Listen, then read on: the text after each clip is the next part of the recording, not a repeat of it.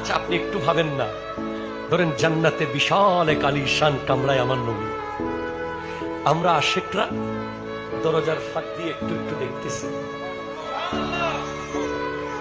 আপনি একবার ভাবেন এই জিনিসটা কেমন।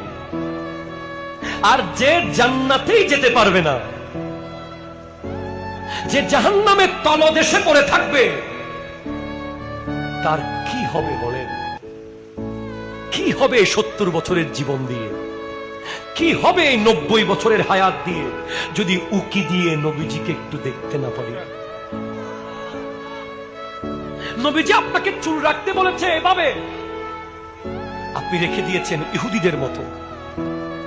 নবীজি আপনাকে প্যান্ট পরতে বলেছে সুন্নাহ সম্মত, আপনি পরেছেন 3/4 প্যান্ট। নবীজি আপনাকে বলেছে 5 ওয়াক্ত মসজিদে আসতে, আপনি 5 ওয়াক্ত ব্রিজের উপরে গিয়ে সিগারেট খেয়েছেন। নবীজি আপনাকে বলেছে বাপ মার সেবা করতে, আপনি বাপ মার সেবা না করে নেতার সেবা করতে গেছেন। আপনি কিভাবে সেই নিয়ামত পাবেন? আপনি দেখবেন যে আপনার এলাকার যে ছেলেকে আপনি পাত্তাই কোনোদিন দেন নাই, সে জান্নাতে প্রবেশ করে গেছে।